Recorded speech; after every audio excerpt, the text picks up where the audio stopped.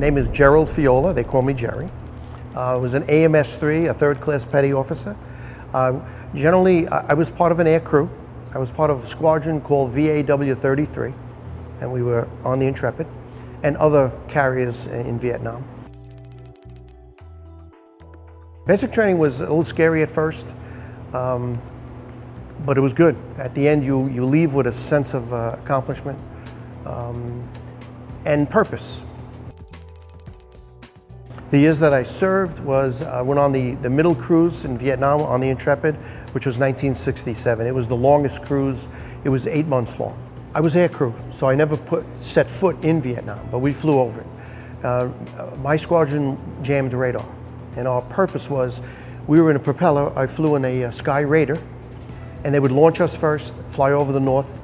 Once the jets or the other aircraft were launched, they would form up into squadrons. And as they flew over the north, over North Vietnam, the radar would turn on, and we did our thing about jamming the radar to confuse the enemy so they couldn't get a good shot at us or the aircraft that were going in. The food was wonderful on the Intrepid.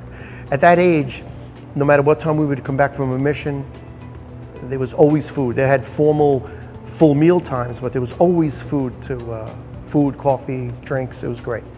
Most Navy people will never even set foot on a ship in an aircraft carrier. That was like, wow, this is awesome. And it was really an interesting experience. I'll never forget, there was an old timer that kind of greeted us within the first couple hours and said, "Welcome to the Ghost."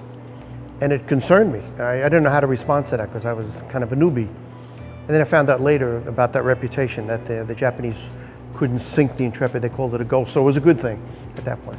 The hardest thing of living on the carrier, I think it was not being able to be with my girlfriend at the time, my wife Arlene now.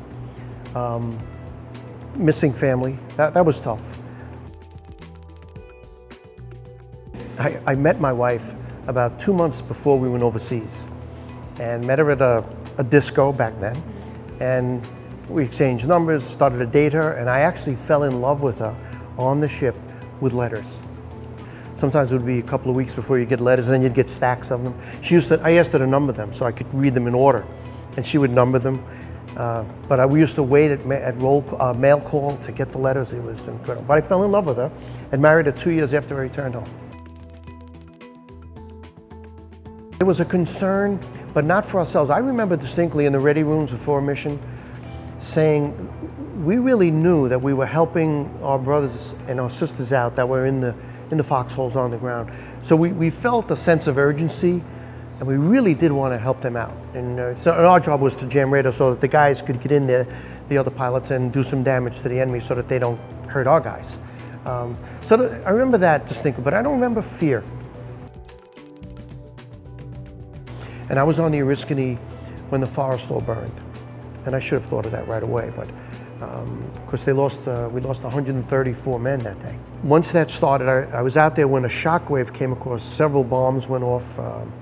Initially, they lost 134 guys. So that was a terrible, terrible day. Our job on the Oriskany and other carriers, I'm sure the Intrepid, we took up station alongside, and I remember with helicopters, they were sending bodies to us. We were on offloading bodies. I had nothing to do with it personally, but I was watching this. And then I would help them load firefighting equipment onto the helicopter, and they would bring that onto the Forrestal. Well, I keep thinking of my wife. The best day was when we came back to port after 8 months there, and I was greeted by my family, and it was just wonderful. See my mom, my dad, my brother. One of my brothers was there. When I got home, we got in my dad's car and we drove home into Brooklyn.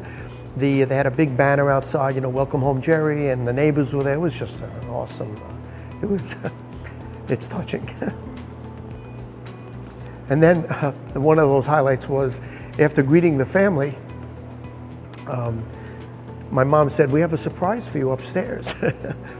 And I said, "Really?" And so I went up actually to change, and there was Arlene. She met me at the top of the stairs. It was awesome greeting her like that. But you get close. Of course, I got close to a friend of mine.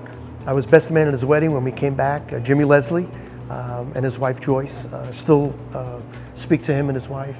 He was on board recently. So you do get close, especially with a few guys. You do the R&R with everyone, and so, yeah.